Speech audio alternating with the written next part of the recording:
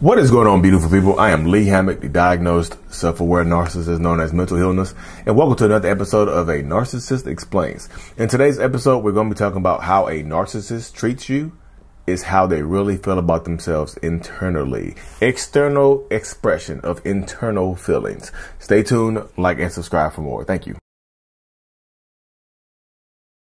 So the way that a lot of narcissists and toxic people treat you is not a reflection of who you are. It's typically a reflection of how that narcissistic person is feeling internally. And if you're new here, I'm a narcissist, actually a narcissistic personality disorder. So typically, the way a narcissist treats you is an external representation of how that narcissistic person is feeling internally about themselves. So if they are in a bad mood, where they are hating themselves, where they are feeling less worthy, guess what happens?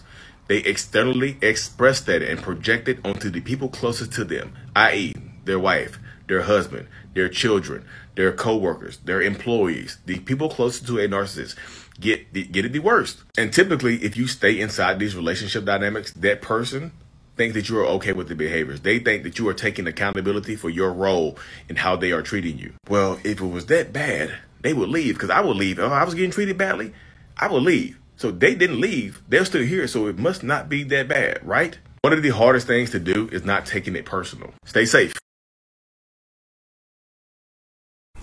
So welcome back, beautiful people. So happy Sunday, February the 26th, 2023.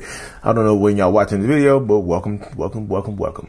So as you can see, my little short video, how a narcissist feels about themselves is probably how they are treating you. I'm just telling you.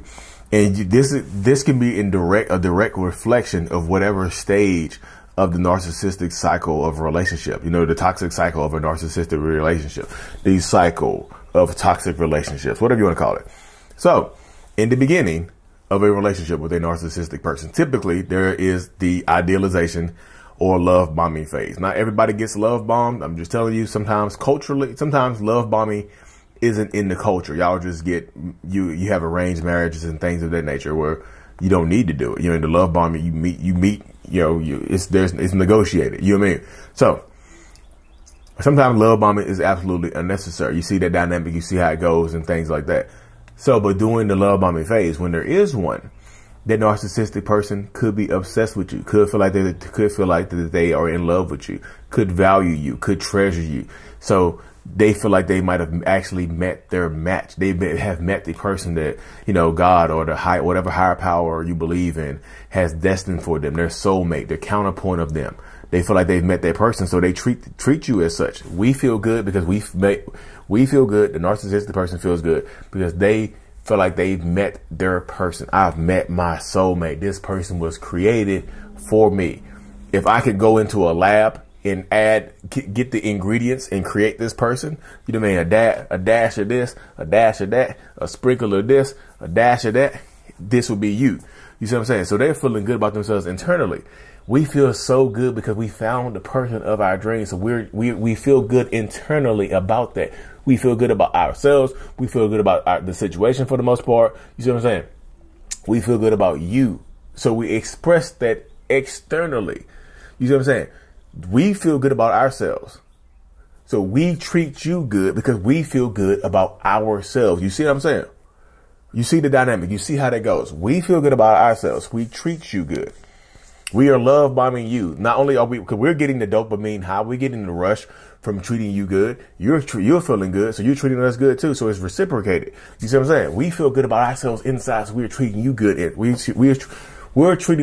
feeling good internally. So we express that internally to make it match. So our realities match. We are treating you good because we feel good about ourselves. We feel good about the situation and whatnot. You know what I mean?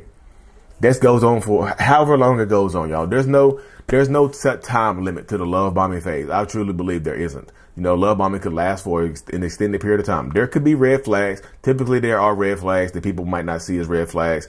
People might not realize, people might not notice. But once the love bombing phase stops, once the idealization phase stops, oof. But Lee, why does it stop? Why can't the love bombing just keep going? Because during the love bombing phase, that narcissistic person or that toxic person has created this idealized image of you. Like, we create the perfect image of you that we fall in love with. We take all of the best qualities that we think we see in you And we just amplify those inside of ourselves. We feel good about it. We make you feel good about it. But once that image gets shattered, once the perfect image of you gets ripped into shreds, gets torn into pieces, once that mirror gets shattered, then we don't feel so good anymore. It doesn't have to be something that you do. If you cheat on them or you do something to them, you hurt them, you lie to them, whatever, then yeah, you directly contribute to breaking that mirror and they will never look at you the same. But a lot of times you just do something in your ordinary daily life. You tell them no. You might tell them no to something. You might set a boundary. And as soon as you set that damn boundary, bling, it sounds like, if y'all ever seen the WWE with Stone Cold Steve Austin, when the glass breaks and he comes out of there, that's what it sounds like in your relationship.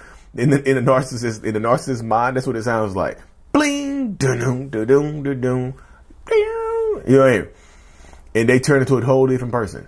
So because you set a boundary and now we don't like that boundary, we don't look at you the same anymore. You know what I mean? We look at you completely different because you're a different person to us. We don't love the person you are right now. We don't cherish the person you are right now. We actually are mad at the person you are right now. And we don't feel good about it anymore. That narcissistic person in your life doesn't feel good about it anymore. So guess what they do? They don't feel good internally. So guess what they do externally? You see how it makes sense now? You see how it makes sense? When a narcissistic person feels like you lied to them or you did something bad to them, they feel bad about it internally. They feel shame. They feel regret. They feel anger. All that stuff is boiling around in a narcissist's stomach like a big meal from Taco Bell. It's bubbling all in the narcissist's stomach. You know what I mean? Just bloop, bloop, bloop, bloop, bloop, and then it explodes. It's because now they internally feel bad. They externally make you feel bad. You see what I'm saying? It's a direct reflection of how they are feeling inside about themselves. Believe everybody does that. I do that, Lee. That'll make me a narcissist. Yo, if you are lying from the beginning of a relationship about who you actually are, because typically narcissists don't present who they really are at the beginning of relationships. They don't present the real authentic version of themselves at the beginning of relationships.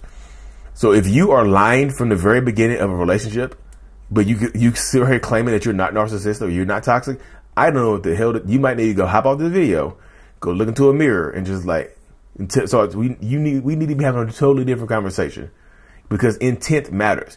If you've been authentic from the beginning, if you're putting your best foot forward from the beginning, and then you're treating that person, the other person, good because they're treating you good, and then they start treating you bad, so you feel bad, so you start treating them bad. You didn't intend on doing that to them because you were authentic from the beginning. Narcissistic people typically are not authentic from the beginning. So they're not putting their best foot forward. They're putting their best foot forward, but it's like, you know what I mean? Okay, I got a good example right here. They are putting their best foot forward. Like, they got jeans on, right? They got some long jeans on. They're putting their best foot forward, right?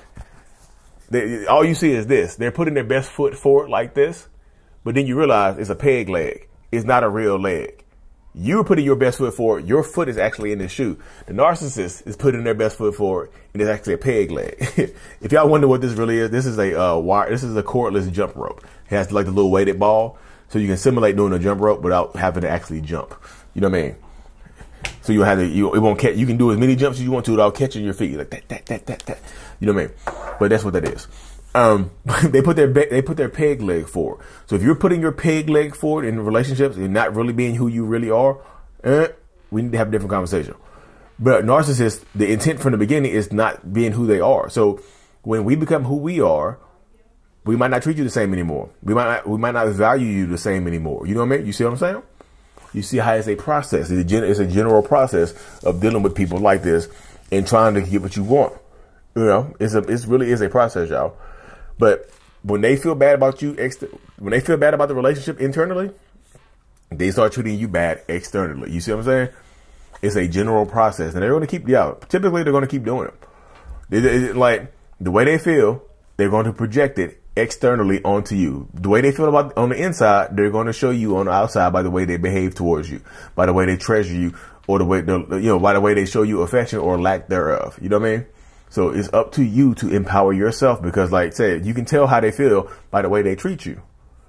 And let me go ahead and say this, y'all, before I cut this video short. You cannot go back to the beginning of a relationship with a narcissist. I think that's so many people try to do. You try to you try to fight back uphill to get back to the beginning of the relationship with a narcissist, and it's like trying to climb uphill out of a hole, and they're pulling you back into the hole because they like living in the hole. They like living in the pit. You see what I'm saying? They like living in the pit. They like living in the hole. So you have to empower yourself, because if you don't, you're going to be on the outside looking in of happiness. You know, and nobody wants to be on the outside of happiness looking inside at other people, because that is a terrible, terrible way to live. You know, but again, at the end of the day, you have to empower yourself, because if you don't, buckle up. It's gonna be a buckle up. It's gonna be a bumpy ass ride. You know. But anyways, y'all, thank y'all for tuning into another episode. Like and subscribe for more. If you don't know, the Self-Love Journal has been released on Amazon. I know I keep harping on this because this is a powerful tool on the self-love journey. I'm actually working on my next projects are my actual book. The Narcissist Code is coming to book, and also my self-love. I'm writing a course about self-love that goes along with this journal. So Self-Love Journal, the Self-Love Course.